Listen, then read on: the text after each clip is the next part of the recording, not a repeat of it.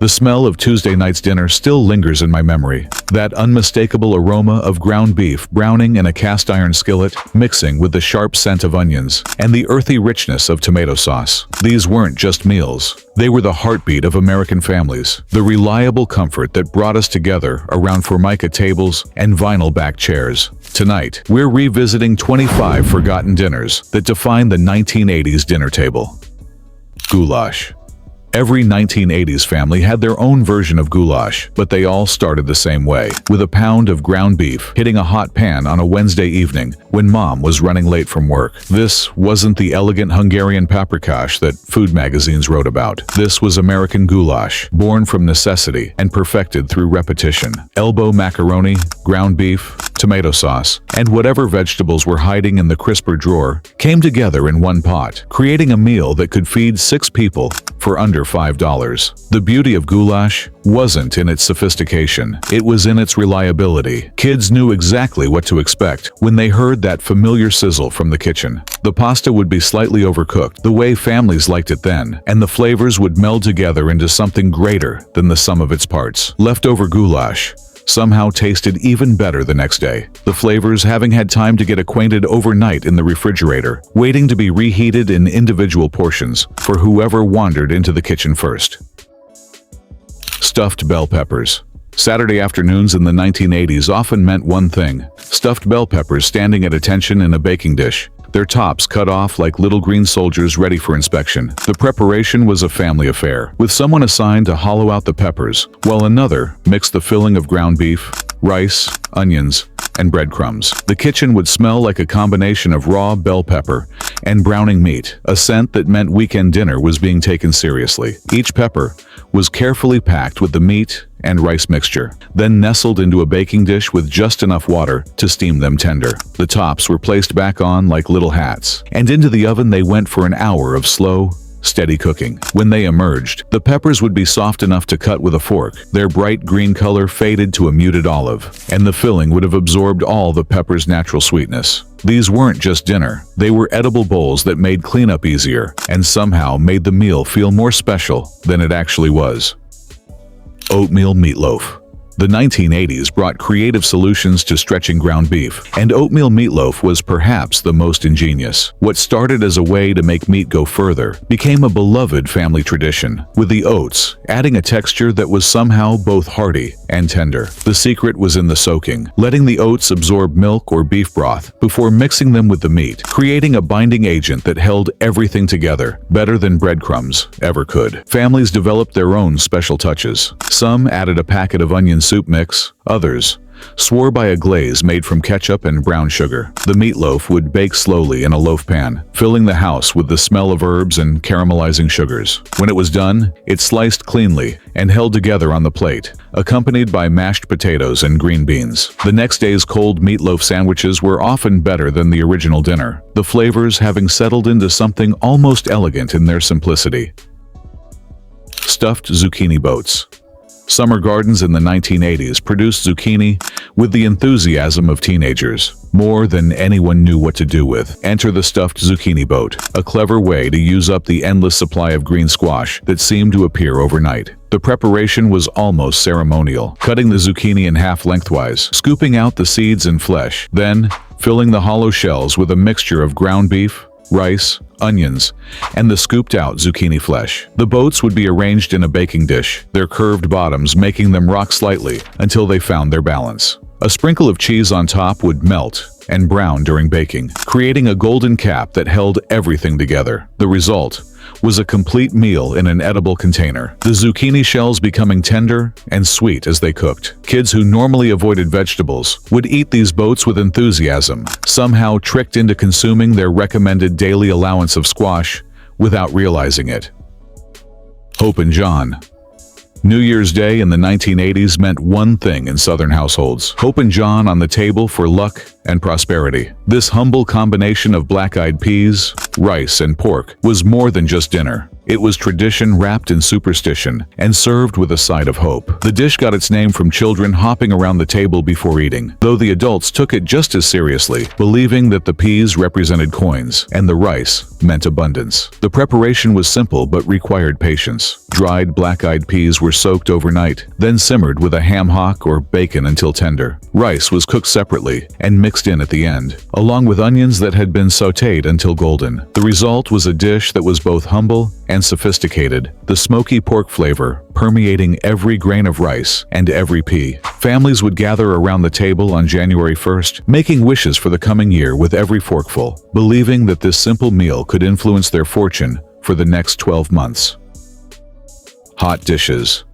In the Midwest, they weren't called casseroles. They were hot dishes, and the distinction mattered. These were the meals that appeared at church potlucks, school fundraisers, and family reunions, each one representing a family's signature comfort food. The base was usually ground beef or chicken, mixed with a starch like rice or noodles, bound together with cream soup, and topped with something crispy: cheese, breadcrumbs, or crushed potato chips. The most famous was probably the tater tot hot dish, where frozen tater tots formed a golden crown over a mixture of ground beef, vegetables, and cream of mushroom soup. But every family had their own version, passed down through generations, and modified based on what was available in the pantry. These dishes were designed to feed a crowd, to use up leftovers, and to provide comfort on cold nights when the wind howled across the prairie. They were democracy in food form, hearty, unpretentious, and satisfying to everyone who tried them. Chicken riggies.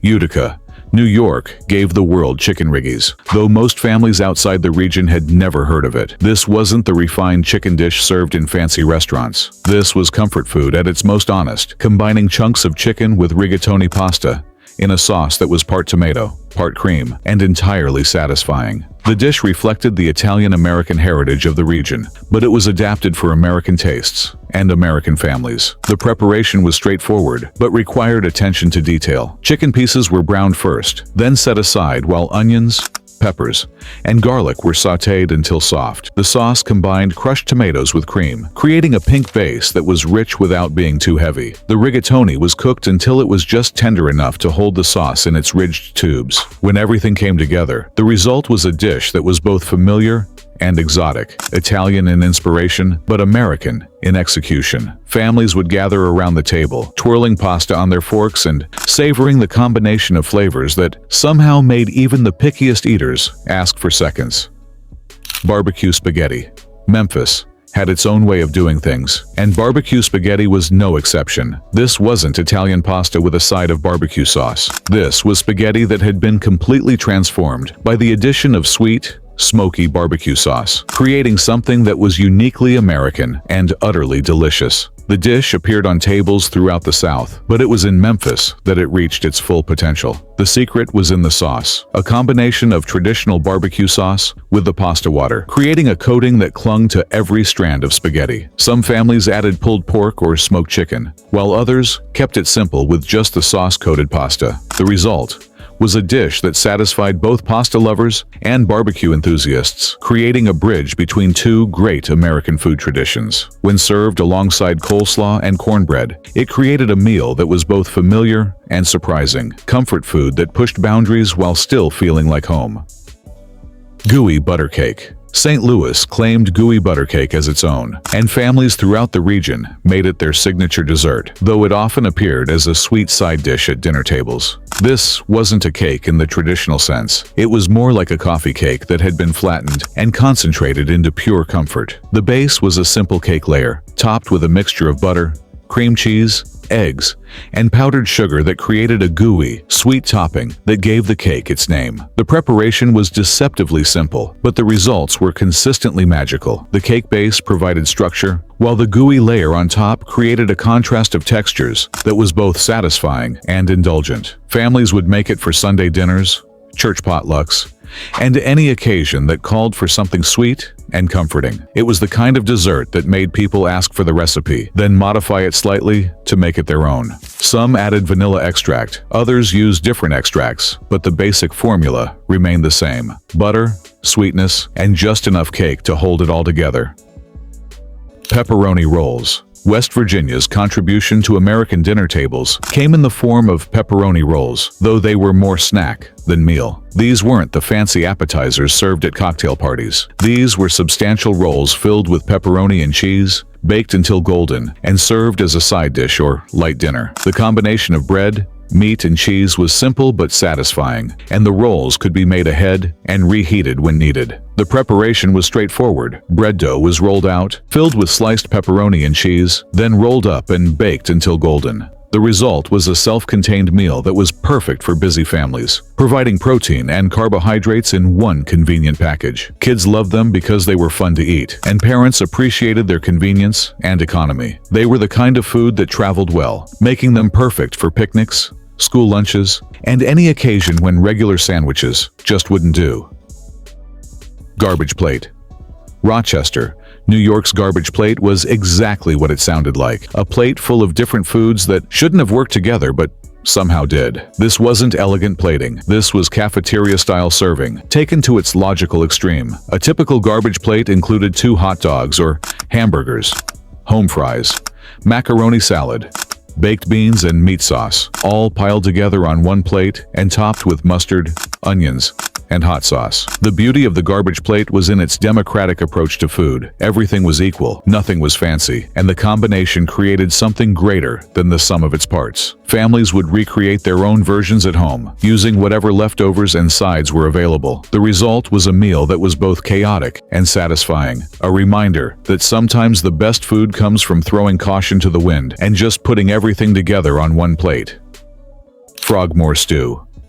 The low country of South Carolina gave America Frogmore stew, though it contained neither frogs, nor was it technically a stew. This one-pot meal combined shrimp, sausage, corn, and potatoes in a spicy, flavorful broth that was perfect for feeding a crowd. The dish was named after Frogmore, a community on St. Helena Island, and it represented the kind of communal cooking that brought families together around large tables, covered with newspaper. The preparation was simple, but required good timing. Sausage was cooked first, then potatoes were added to the pot, followed by corn, and finally shrimp at the very end. The cooking liquid was heavily seasoned with Old Bay or similar spice blends, creating a broth that was both spicy and aromatic. When everything was done, the entire pot was dumped onto a newspaper-covered table, and everyone gathered around to peel shrimp and share the communal meal. It was food that required participation, bringing families together in the act of eating as much as in the act of cooking.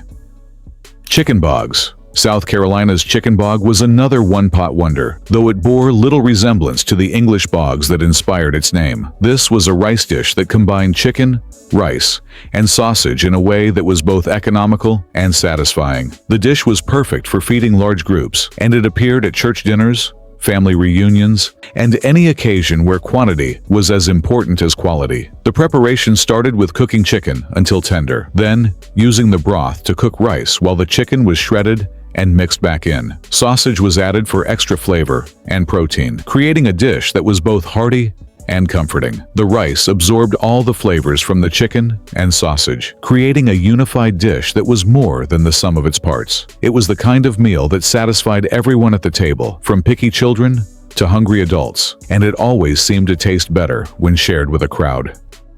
Sonker. North Carolina's Sonker was a dessert that often appeared at the end of family dinners, though it was unlike any other dessert in America. This deep dish fruit cobbler was made with whatever fruit was available: peaches, berries, apples, or any combination thereof. The fruit was topped with a thick layer of pastry that was more like dumpling dough than traditional pie crust, creating a dessert that was both rustic and refined. The preparation varied from family to family, but the basic method remained the same. Fruit was sweetened and placed in a deep baking dish, then topped with a batter that was somewhere between biscuit dough and pie crust. As it baked, the topping would rise and brown, creating a golden cap over the bubbling fruit below. It was served warm with milk poured over the top, creating a dessert that was both familiar and unique. Each family had their own variation, but they all shared the same commitment to using whatever fruit was available and creating something that was both economical and delicious. Chow. The Pennsylvania Dutch contributed chow to American dinner tables, though this pickled vegetable relish appeared throughout the South and Midwest. This wasn't a main dish, but rather a condiment that appeared alongside other foods, adding brightness and acidity to heavy meals. The combination of cabbage, onions, peppers, and beans was pickled in a sweet and sour brine, creating a condiment that was both refreshing and complex. The preparation was a seasonal ritual, usually done in late summer, when gardens were producing more vegetables than families could eat fresh. The vegetables were chopped and mixed with the pickling liquid, then canned for winter use. The result was a condiment that brightened up winter meals, adding color and flavor to tables that might otherwise be dominated by brown and beige foods. It was the kind of preparation that connected families to the seasons, reminding them of summer abundance, even in the depths of winter.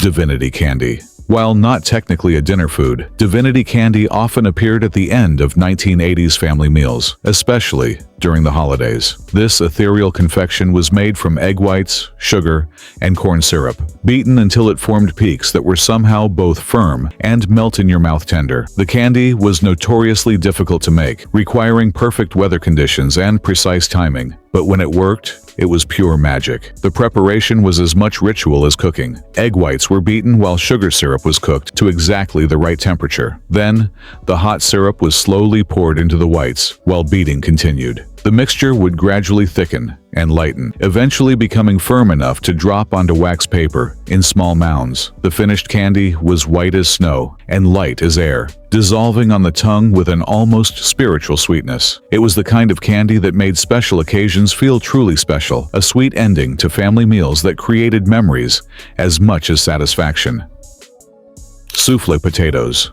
These weren't the French souffle potatoes served in fancy restaurants. These were the American version that appeared at family dinner tables throughout the 1980s. The dish combined mashed potatoes with eggs and butter, then baked until puffy and golden. The result was a side dish that was both impressive and practical, using ingredients that were always on hand, but creating something that felt special enough for company. The preparation required some technique, but was still accessible to home cooks. Potatoes were boiled and mashed, then mixed with eggs, butter, and seasonings. The mixture was placed in a baking dish and baked until it puffed up and turned golden brown. The finished dish was light and airy, with a texture that was somewhere between mashed potatoes and a true souffle. It was the kind of side dish that made regular weeknight dinners feel more special, elevating simple roasted chicken or meatloaf into something that felt like a celebration.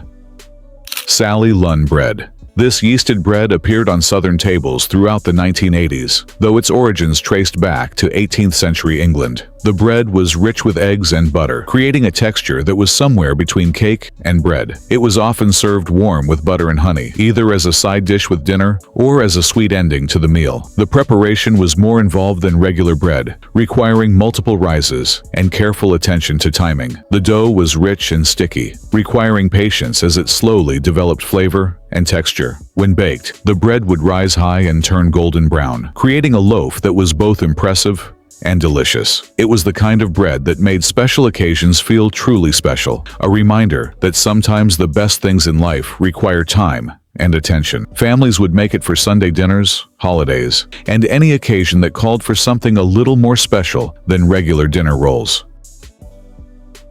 Beaten biscuits. The South's beaten biscuits were a labor of love, requiring physical effort that made them more special than regular biscuits. These weren't the fluffy, buttery biscuits that most people think of. These were dense, crispy biscuits that were made by beating the dough with a rolling pin or mallet until it was smooth and elastic. The process took time and energy, but the results were worth the effort. The preparation was almost meditative, requiring rhythmic beating that gradually transformed the dough from rough and shaggy to smooth and pliable. The biscuits were rolled thin and cut small, then baked until they were golden and crispy. They were served warm with butter and jam, or used as a base for small sandwiches. The finished biscuits had a texture that was unlike anything else, crispy on the outside and tender on the inside, with a flavor that was both subtle and satisfying. They were the kind of food that connected families to their heritage, a reminder of times when cooking required physical effort as much as skill. Scrapple. Pennsylvania's scrapple was a breakfast food that sometimes appeared at dinner tables, especially in families that appreciated its honest, no-nonsense approach to using every part of the pig. This mixture of pork scraps, cornmeal, and spices, was formed into a loaf, then sliced and fried until crispy. The result was a protein-rich dish that was both economical and satisfying. The preparation was traditionally done after butchering, when families needed to use every part of the animal. The scraps were cooked until tender, then mixed with cornmeal and seasonings to create a thick mush that was poured into pans and allowed to set. When needed, slices were cut and fried until golden and crispy on the outside, while remaining tender on the inside. It was the kind of food that satisfied hearty appetites while making use of ingredients that might otherwise be wasted. Families who grew up with Scrapple developed a deep appreciation for its honest flavors and practical origins.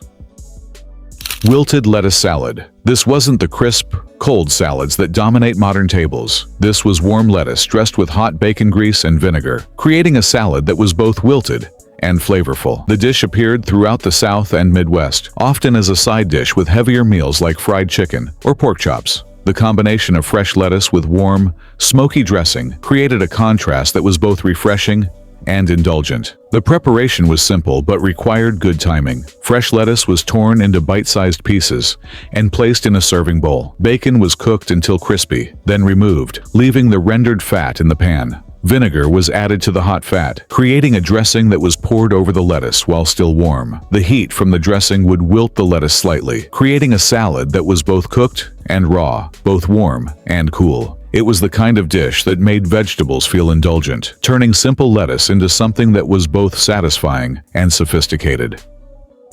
Lasagna soup. This wasn't traditional Italian lasagna. This was a soup that captured all the flavors of lasagna in a form that was easier to make and serve. The soup combined ground beef, tomatoes, pasta, and cheese in a broth that was both hearty and comforting. It was the kind of dish that satisfied lasagna cravings without the time and effort required for traditional lasagna. The preparation was straightforward, starting with browning ground beef and onions, then adding tomatoes, broth, and seasonings. Small pasta shapes were cooked directly in the soup, absorbing the flavors while adding substance. Just before serving, cheese was stirred in, creating a creamy, rich soup that had all the flavors of lasagna in a more convenient form. It was the kind of meal that made busy weeknights feel manageable, providing the comfort of a beloved dish in a fraction of the time. Families would gather around bowls of the steaming soup, enjoying the familiar flavors in a new and practical form. Fatback. This wasn't the lean pork that dominates modern tables. This was the fatty, flavorful pork that appeared in southern kitchens as both ingredient and dish. Fatback was often used to season vegetables, but it also appeared on its own, sliced and fried until crispy. The rendered fat was saved and used for cooking, making fatback a practical choice for families who needed to stretch their food budget. The preparation was simple, but required attention to prevent burning. Thick slices of fatback were placed in a cold pan and cooked slowly, allowing the fat to render gradually, while the meat became crispy and golden. The finished fatback was both rich and satisfying, providing protein and flavor in a form that was both economical and delicious. It was the kind of food that connected families to their agricultural heritage, a reminder of times when every part of the animal was used and appreciated. Families would serve it alongside vegetables, eggs, or grits, creating meals that were both practical and satisfying. Burgoo. Kentucky's burgoo was a stew that combined whatever meat and vegetables were available, creating a dish that was both economical and satisfying. This wasn't a refined stew with carefully selected ingredients. This was a practical dish that made use of whatever was on hand. The stew was traditionally made in large batches for community gatherings, church dinners, and family reunions. The preparation varied depending on what was available, but the basic method remained the same. Multiple types of meat were cooked until tender, then combined with vegetables and seasonings in a large pot. The stew was cooked slowly, allowing the flavors to meld and the ingredients to break down into a thick, hearty mixture. The finished burgoo was served over rice or with cornbread, creating a meal that was both filling and flavorful. It was the kind of dish that brought communities together, requiring cooperation and sharing, while creating something that was greater than the sum of its parts. Tuna noodle casserole. The queen of all casseroles ruled dinner tables across America. Mothers mixed canned tuna with egg noodles, cream of mushroom soup, and frozen peas before topping it with crushed potato chips. The dish baked until golden brown, creating a crispy top layer that kids fought over. Every family had their own secret ingredient. Some added diced celery for crunch, others threw in a can of corn. The casserole stretched one can of tuna to feed an entire family, making it a budget-friendly favorite. Leftovers tasted even better the next day, and smart mothers always made extra. The combination of creamy soup, tender noodles, and salty chips created comfort food magic that modern families rarely experience.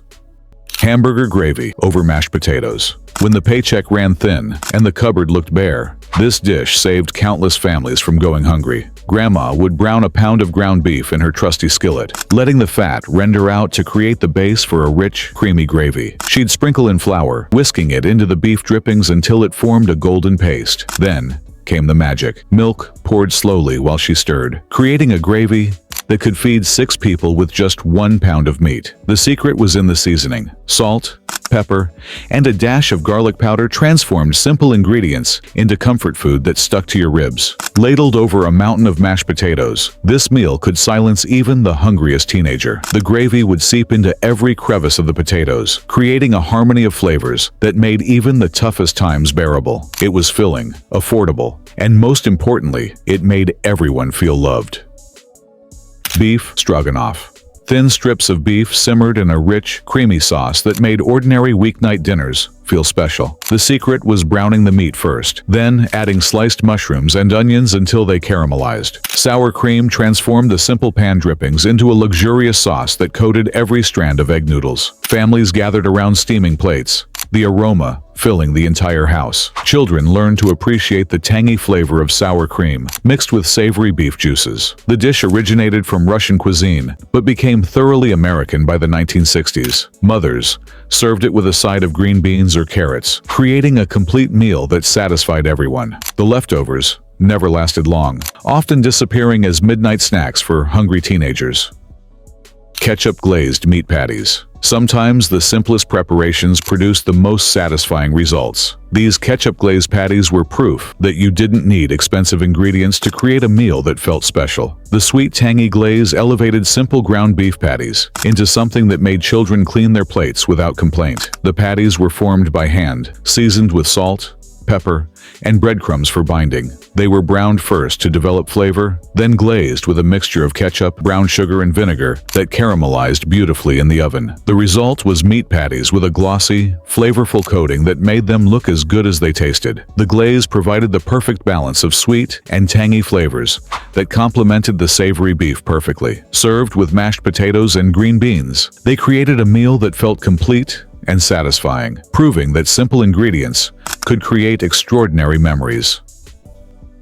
Fried chicken and biscuits. The sizzle of chicken hitting hot oil announced that something special was happening in the kitchen. Mothers dredged chicken pieces in seasoned flour before frying them to golden perfection in a cast iron skillet. The process took time and patience, but the results were worth every minute. Homemade biscuits baked alongside the chicken, rising tall and flaky in the oven. Families gathered around platters piled high with crispy chicken and warm biscuits, passing bowls of gravy and honey. The combination of crunchy coating and tender meat created a texture contrast that delighted everyone. Children learned to appreciate the art of proper frying, watching their mothers tend the skillet with practiced expertise. Sunday dinners often featured this beloved combination, bringing extended family together for hours of eating and conversation. Chipwreck casserole. The name might sound strange, but this casserole was anything but a wreck. Created during times when every ingredient mattered, it combined ground beef, noodles, and crushed potato chips into a dish that was both economical and satisfying. The potato chips weren't just a garnish. They were an essential ingredient that added crunch and flavor to every bite. Ground beef formed the protein base, seasoned simply with salt and pepper. Egg noodles provided substance and helped stretch the meat to feed more people. But the real genius was in the topping. Crushed potato chips mixed with a bit of butter and baked until golden. This created a textural contrast that made each forkful interesting. The casserole was assembled in layers, with the beef mixture on the bottom and the chip topping creating a crispy crown. It was the kind of dish that made children excited about dinner, even on the toughest days. Salmon croquettes. Canned salmon transformed into elegant dinner fare when mothers shaped it into golden patties. The fish, mixed with breadcrumbs, eggs, and seasonings before being pan-fried until crispy on both sides. These budget-friendly patties stretched expensive protein to feed large families without breaking the bank. Children initially suspicious of the pink patties quickly learned to love their crispy exterior and flaky interior. Tartar sauce or lemon wedges provided the perfect accompaniments, adding brightness to the rich salmon flavor. The dish represented ingenuity in the kitchen, turning humble ingredients into something special. Mothers often served them with creamy coleslaw and boiled potatoes, creating a complete meal that satisfied everyone. The technique passed down through generations, with daughters learning to make perfect croquettes by watching their mothers work. Old school goulash, American chop suey. Before fancy pasta dishes took over American tables, goulash was the king of one-pot meals. This wasn't the Hungarian version your cookbook might describe. This was pure American ingenuity, born from necessity. Ground beef, elbow macaroni, and canned tomatoes came together in a dance of simplicity that could feed a family of 8 for under $2. The beauty of goulash lay in its flexibility. If you had an onion, you diced it and threw it in. A bell pepper from the garden? Perfect. Leftover corn from last night's dinner? Into the pot it went. The ground beef provided protein, while the pasta filled empty bellies. Tomatoes, whether fresh from the garden or canned from the store, gave it that tangy sweetness that made kids ask for seconds. It was the kind of meal that improved with age, tasting even better the next day when the flavors had time to meld together. Beef and noodles. Wide egg noodles swimming in rich beef broth created the ultimate comfort food for cold nights. Tender chunks of beef, slow cooked until they fell apart at the touch of a fork, made this dish special. The cooking process filled the house with incredible aromas that built anticipation for dinner. Families gathered around bowls of this hearty dish, steam rising from each serving. The combination of tender beef, chewy noodles, and flavorful broth provided everything a growing family needed. Mothers often added carrots and celery to boost nutrition and add color to the dish. The meal represented the epitome of stick-to-your-ribs cooking that kept families satisfied for hours. Leftovers, if there were any, made incredible lunches the next day, warming hearts and bellies. Chia hot dish. Long before chia seeds became a superfood trend, this hot dish was feeding families across the Midwest with simple, affordable ingredients. The name might be confusing to modern cooks, but this was pure comfort food that combined ground beef, vegetables, and whatever starches were available into a satisfying one-dish meal. Ground beef formed the protein base, browned until it developed those flavorful edges that would season the entire dish. Vegetables like onions, carrots, and potatoes were added, along with whatever else was growing in the garden or available at the market. The mixture was seasoned simply with salt, pepper, and herbs, then baked until everything was tender and the flavors had melded together. It was the kind of dish that could be adapted to whatever ingredients were on hand, making it perfect for times when flexibility was essential. Each serving was hearty enough to fuel a day of hard work, yet economical enough to make regularly. Hamburger Helper. The arrival of boxed dinner mixes revolutionized busy family kitchens across America. Ground beef mixed with pasta and a packet of seasoning created countless variations of this modern convenience food. Mothers appreciated the simplicity. Brown the meat, add the contents of the box, and dinner was ready in 30 minutes. Children loved the creamy, cheesy flavors that made ordinary ground beef taste exciting. The dish represented the changing times, when convenience began competing with tradition in American kitchens. Different varieties meant families could enjoy something different every night, while still using the same basic ingredients. The one-pot preparation made cleanup easier for busy mothers juggling multiple responsibilities. This modern marvel proved that good food didn't always require hours of preparation time. Mock Swiss steak. When real Swiss steak was beyond the budget, creative cooks developed this mock version that delivered similar flavors using ground beef instead of expensive cuts. The trick was in the preparation and cooking method, which transformed humble ground beef into something that felt special and indulgent. The ground beef was formed into thick patties, then dredged in flour and browned until they developed a crispy exterior. This created the foundation for the mock Swiss steak experience. The patties were then simmered in a rich tomato-based sauce with onions and bell peppers, allowing the flavors to penetrate the meat while creating a sauce that was perfect for serving over rice or mashed potatoes. The long, Slow cooking process was crucial. It allowed the tough connective tissues in the ground beef to break down while developing the complex flavors that made this dish special. It was comfort food that fooled no one about its humble origins, but satisfied everyone who tried it. Chicken and dumplings. Fluffy dumplings floating in rich chicken broth created pure comfort in a bowl. Mothers simmered whole chickens until the meat fell off the bone, creating the base for this beloved dish. The dumplings, made from simple biscuit dough, cooked directly in the bubbling broth until they doubled in size. Each spoonful contained tender chicken, pillowy dumplings, and vegetables that had absorbed all the wonderful flavors. The dish required patience and skill, with mothers timing everything perfectly to achieve the ideal consistency. Children watched in amazement as the small balls of dough transformed into substantial dumplings. The meal provided everything a family needed in one pot: protein, vegetables, and filling carbohydrates. Cold winter nights called for this warming dish that satisfied both body and soul. Potato nest casserole. This clever casserole used thinly sliced potatoes to create nests that held seasoned ground beef, resulting in a dish that was both visually appealing and incredibly satisfying. The potato nests weren't just decorative. They were an integral part of the dish that added substance and helped stretch the meat to feed more people. The preparation required patience but was worth the effort. Potatoes were sliced thin and arranged in muffin tins or small ramekins, creating cup-shaped nests that would hold the beef mixture. The ground beef was seasoned with onions and herbs, then spooned into each potato nest. As the casserole baked, the potatoes became tender and golden, while the beef cooked through, creating individual portions that felt special and looked impressive. It was the kind of dish that made ordinary ingredients feel extraordinary, proving that presentation could be just as important as flavor when it came to making a meal feel special. Liver and onions.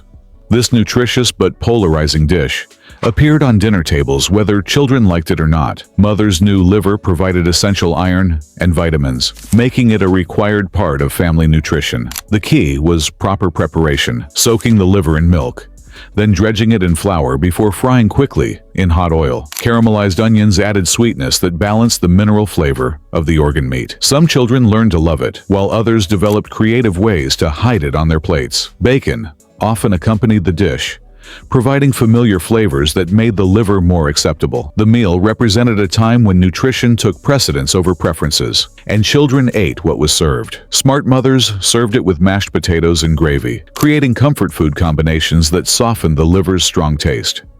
Midwest meat pie. This wasn't your typical pot pie. It was a hearty, double-crusted creation that could feed a crowd and still have leftovers for tomorrow. The filling was a simple combination of ground beef, vegetables, and gravy, but the presentation elevated it to something special. The bottom crust was rolled thin and pressed into a deep pie pan, creating a sturdy foundation for the filling. Ground beef was browned and mixed with diced vegetables, and a simple gravy made from the pan drippings. The filling was spooned into the crust, then topped with another layer of pastry and baked until golden. The result was a pie that was substantial enough to serve as a complete meal, with each slice containing plenty of meat and vegetables. It was comfort food at its finest, proving that simple ingredients could create impressive results when prepared with care and creativity.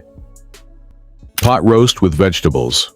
Sunday dinners centered around a perfectly cooked pot roast surrounded by tender vegetables. The large cut of beef cooked slowly in a covered pot, becoming fork tender after hours in the oven. Potatoes, carrots, and onions cooked alongside the meat, absorbing all the rich flavors and creating a complete meal in one dish. The aroma that filled the house during cooking created anticipation that lasted all afternoon. Families gathered around the dinner table as fathers carved thick slices of the succulent roast. The natural gravy that formed during cooking provided the perfect sauce for everything on the plate. This dish represented the pinnacle of home cooking, requiring time and attention but rewarding families with unforgettable meals. Leftovers made incredible sandwiches and hash throughout the following week,